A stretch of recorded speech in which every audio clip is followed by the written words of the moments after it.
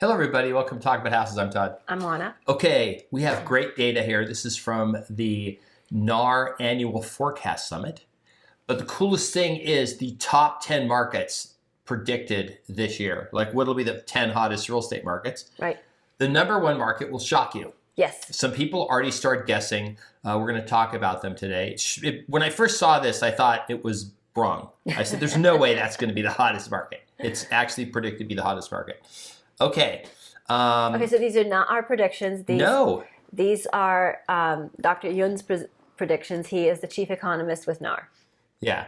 So remember, when we do these, when we talk about what's in these articles, we're talking about why they're saying what they're saying. So somebody came on and complained that we said that the best time to buy a house was like in October. And we were talking about a Zillow report that said that, Barbara Corcoran said that, and something else said that. Statistically, it was like the cheapest time of the year to buy a house. Right. Except for this year, it wasn't because home prices went up all through the whole time. Well, I mean, if you're talking about home price, it still was because home prices are higher now than they were in October.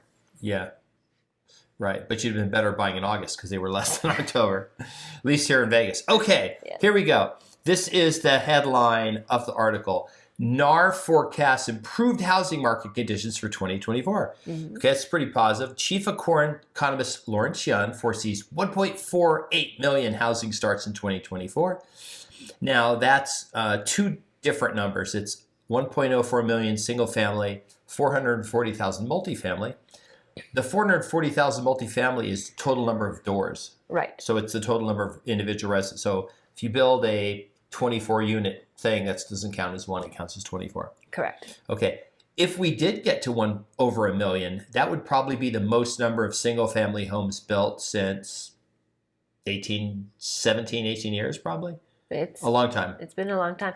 I think this is a very optimistic outlook. I don't see quite that many being built because that would mean that they would be building, like 40% more or 35% more than they built this year. Yeah. And so I think that's a big ask, but we'll see. They're not going to do it. The National Association of Home Builders predicted like 780. Right. 780,000. Yeah. For all home. That was they asked specifically all the home builders, KB Homes, D.R. Horton, Lennar, everybody else, how many homes are you going to build next year? And then they take those numbers and then they know all the other builders and then they estimate how much based on that. So, okay. All right. Here's the first quote. At the National Association of Realtors' 5th Annual Real Estate Forecast Summit, the year ahead, NAR Chief Economist Lawrence shared his predictions for 2024. So this is the first part of it. Now, you see I blocked something out here because I'm going to wait to show you the list of top 10. Yun predicts 4.71 million existing home sales in 2024. Mm-hmm. That's up 13% from 4.1 million, which was basically what we built in 23. Additionally, he's expected the housing market to grow, and blank will be the top real estate market to watch. Now, when I first read this and to watch, I thought, because is something bad going to happen in this market? It doesn't sound like it's very good.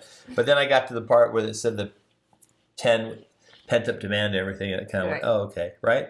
Okay, what do you think about 4.7 million existing home sales? What's the barrier to that happening? Listings. So sellers putting their homes on the market. It's not buyers right now. No. If you told me for sure there would be 5 million homes listed that would be all year for a year listed in the MLS, priced reasonably, I think everyone would sell. Absolutely. Even at 6 right today, interest going rate today is about 6.6% for 30 year. Right. They would all sell, right? Mm-hmm. Okay. All right. Metro markets in southern states. So what's a metro market? So the area. So like for Las Vegas, it'd be Las Vegas Metro, and that would encompass Las Vegas, Henderson, North Las Vegas, the metropolitan area. Yeah, okay. So it's not like they're not talking about maybe Tuscaloosa. They're talking about bigger areas. Right. Yeah, okay. And southern states will likely outperform others due to faster job increases, while markets in the Midwest will experience gains from being in the most affordable region. So right now, if you're on either coast, it's pretty expensive, right? Northeast is expensive. The West Coast is super expensive, Mm-hmm. and some parts of California or Florida, Miami is pretty expensive right now. Sure. San Diego, Vegas isn't super expensive, but it's getting there. Right. We're not California prices. Median prices here are still probably half of San Diego. Right. Okay. But Phoenix is expensive. Phoenix is pretty expensive. Yeah. Okay. Yun also foresees 1.48 million housing starts in 2024. We covered these numbers. And the median home price will reach $389.5, an increase of 0.9% from this year. So prices this year went up probably 5-6% nationally. They went up 6.1% here in Vegas. 0.9%, that's kind of a nothing year. Right. That's like, what do you call that? Is that just churn? Is that just, we said this was going to happen in 2022, and we were right. Home prices did go up, but they moderated. Right. Meaning they went up in some markets, they went down in some markets. They just kind of basically went sideways. Yeah, I mean, I don't really agree with him on this because with interest rates going down and insufficient supply, then that would indicate generally a competition amongst buyers for listings, and that means that they are going to have to put their best foot forward and their highest dollar forward in order to purchase homes. So I think that the homes will go up more than 0.9%. I also understand that his numbers are national, so there might be a significant number of areas that won't do a whole lot. So by the time you average everybody in, maybe he's closer to that, but we'll see. Okay, last year in the 50 largest U.S. markets, 49 of them had home price appreciation. Right. Home prices went up except for one. Mm-hmm. Do you remember which one? I know you've asked me this before and I keep forgetting. Oh, too much pressure. Yes. In front of thousands of people. The math in public thing. Austin, Texas. There It was the only one that was down. Austin was down, okay? 0.9%. Now, remember, this data was taken in December, and we did a market update video for Vegas. And here in Las Vegas, in the first 2 weeks of the year, basically from like the 22nd of December and then to the, I think it was the 7th, or no, the 9th of, or the... I think it was through the 5th. Through the 5th of January. Yeah. The price per square foot of homes went up $3 a foot, which is over 1% in 2 weeks. Now, a lot of that's because we have 43% less inventory than we had last year. Mm-hmm. And last year was kind of a normal year, but we still have like substantially lower inventory here. Right. So it pushed home prices up. Okay. All right. For rents, Yun expects prices to calm down further in 2024, which will hold down the consumer price index. He predicts foreclosure rates will stay at historically low levels, comprising less than 1% of all mortgages. Right now, the foreclosure rate is abnormally low. As a matter of fact, the largest, most important leading indicator to foreclosures is 90-day late. What does 90-day late mean? Well, it means that they filed a notice of default. Yeah, but what is the 90-day late of what? Of making mortgage payments. So they're 90 days late on their mortgage payment. So, okay, it's the 90-day, it's called the default rate for 90-day mortgages. It's the main predictor of a foreclosure. It is the lowest rate since they have been, ever since they started measuring the data, which I think was 1999. Okay. So it's the lowest it's ever been. And so I agree with this. I don't think we're going to have any foreclosures. There aren't any foreclosures. The foreclosures we're seeing now actually are foreclosures that were originated pre-pandemic, 2019. Right. Mm-hmm. Do you happen to know roughly what the average time to foreclose is with all the legal process you have to go through? So it's about 1,000 days. So it's about a little over 3 years. Yeah. It's like almost, it's at 3 years. Okay. Yeah. All right. Here's economic forecast. Let's go back to the rent thing. This is obviously market specific, right? Mm-hmm, sure. In some markets, rents will go up and some they'll go down. In Vegas, it probably depend on neighborhood, price point. And just availability. I mean, look, if you're looking to rent, and a lot of people with kids in particular are very specific about where they want to rent because they want their kids to either attend a school or continue to attend a school. So they're very limited in where they can live. So that limitation means that they have fewer choices. So when that happens, then people are going to possibly have to pay more because there are fewer choices. Right. And the other thing too is, if you want to live in a certain neighborhood and there's nothing for sale to buy, you have to rent. Right. And we looked at one neighborhood where we have a rental already to buy another rental, and literally there was nothing. The lowest. This is a neighborhood where you should be able to get a house for high threes, maybe 400,000, and the cheapest thing in the neighborhood was like 540 something. Yeah. And it was like, oh, and we're talking a few thousand houses, 2,000 houses in this large area. Right. Literally nothing for rent or nothing for sale, right? Oh, yeah. Okay. All right. This is the U.S. GDP forecast that it will grow by 1.5%, avoiding a recession, with a net new job addition slowing to 1.7 million compared with 2.7 million last year, 4.8 million in 2022. Actually, Juana, why would a nice little recession be fantastic? Like if I had to pick whether we had a really nasty recession next year or none, I would pick the recession.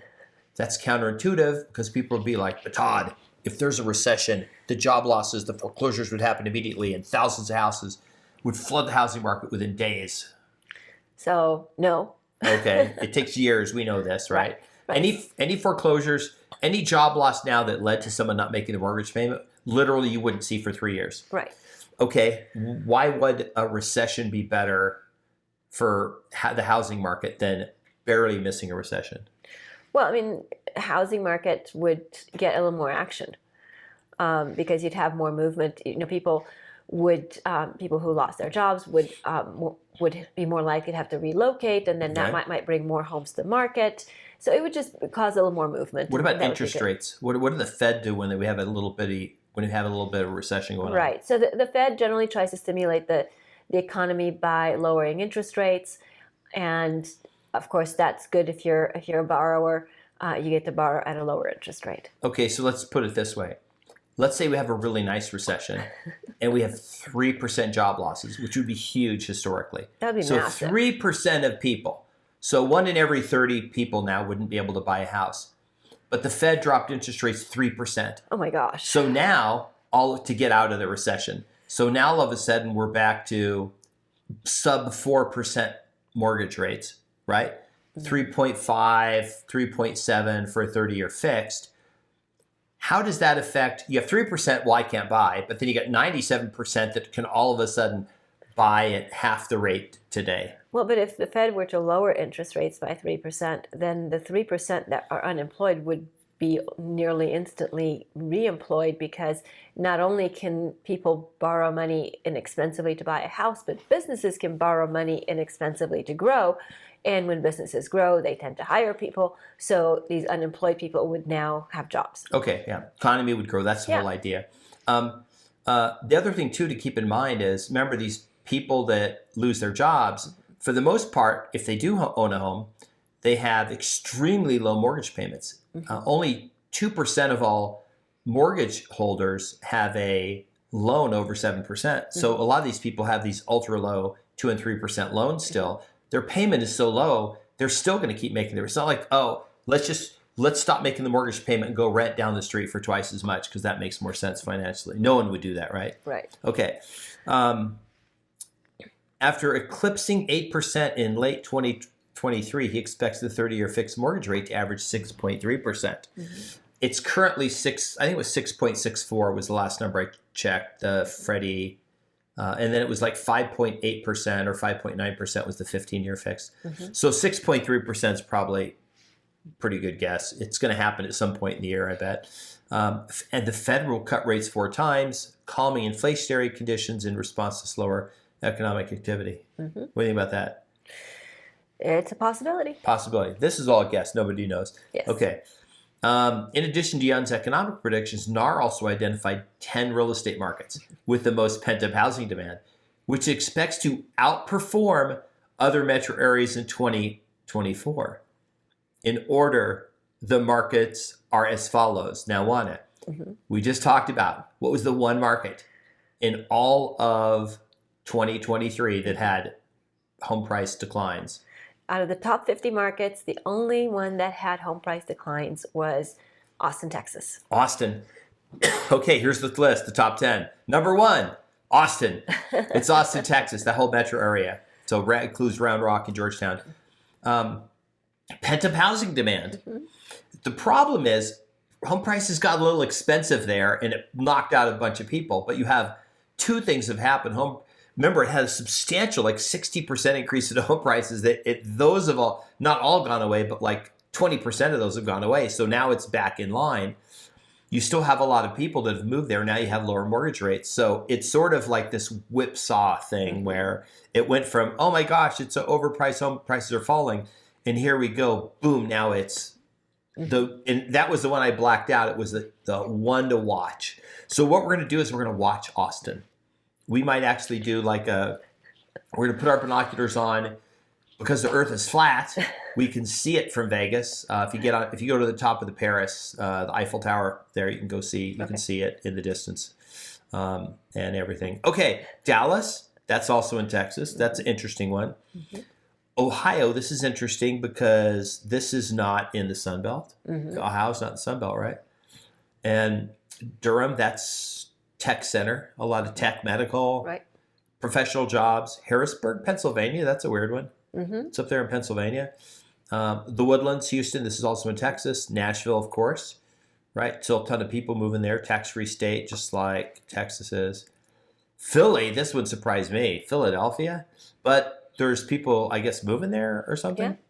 Or maybe they're just, it's people moving from being renters to being homeowners. I don't know. Portland, Maine, not Oregon. Portland, Maine. That's, in the Washington, D.C., which we know that was one of the markets that was referenced in the article. The guy who did the open houses and like more people showed up than he'd ever seen. And the market was like the hottest it's been in a year all of a sudden. So that's a pretty expensive area, right? It is. Median prices. Like if you're in Alexandria or Arlington, it probably like $1 million is a median. Right. I mean, look, none of these places are particularly inexpensive. They're all pretty pricey, and they do have a lot of major employers. They do have people relocating to these areas, and that's what's going to drive it. I would say someplace like San Diego, the only reason it's not on here is probably because it did have kind of a hot year this year. I think San Diego was like the 4th hottest market, 2023. Okay. And a lot of that was people relocating from other parts of the state. Some tech companies went down there. A bunch of people from LA went down there. And so that was that. Okay. The demand for housing will recover from falling mortgage rates and rising income, says Yun. Falling mortgage rates, rising income. Incomes have risen every year since probably 2008. Okay. In addition, housing inventory is expected to rise by around 30% as more sellers begin to list after delaying selling over the past 2 years. The selected top U.S. markets will experience faster recovery in home sales. Even if we get 30% more, we're still 40% below the normal number of homes we would need to have a normal market. Yep. So it's, like I said, it's going to be exciting. I think it's going to be an exciting year. These predictions change all the time because we've had a lot of uncertainty and a lot of volatility because there's been this great reshuffling over the last 3 years, right? Interest rates have spiked. They dropped. They spiked. Home prices went up. They fell in a couple markets. A bunch of companies moved. People sort of, and I think this is starting to settle down. If you guys remember from like 2009 to basically 2020, we were in this expansion, economic expansion. And it was a very controlled, like literally every year the CPI was like 1.8 or 2%. It was really nominal. Everything was growing very slowly. It was kind of a normal cycle. And then we've had some craziness the last couple of years. Hopefully the craziness is under control. Nobody likes it. We don't like it for sure. So was anything in this like surprising you, or did you think was unrealistic? Like I said, I think the number of units that Dr. Yun projects to be built in 2024, I thought was on the high side. New homes. Yeah. Okay. So I thought that was on the high side, but other than that, I thought it was pretty well in line, give or take. Okay. What about Vegas? 0.9%. You think it would? Well, do you no, think okay, so in order this is for us to have national. 0.9% in Vegas, that it'd have to be 0 between now and the end of the year? No, I mean, this is national. So, Okay. you're going to lump in Vegas with, Omaha, and other places. Right. So when you do that, then it kind of all kind of comes out in the wash. But I still think that, 0.9% nationally is on the low end. Okay. Yeah, probably. I mean, a normal year is 4 or 5%, right? And yeah, normal rate, a normal year is somewhere around 4.5%. Yes. Okay. All right. So well, we'll find out, I guess. So we'll find out. Yeah. We'll keep doing videos, and you guys will keep watching. Yeah. And leaving us your wonderful comments, which we appreciate. And you'll keep liking the videos and sharing them, right? Share the video. Click share the share video. button. It's a little arrow. All you got to do is click on it, and it shares it. And please support the channel. Please remember to leave us your real estate related comments. We appreciate them. And we'll see you on the next video. Bye. Bye.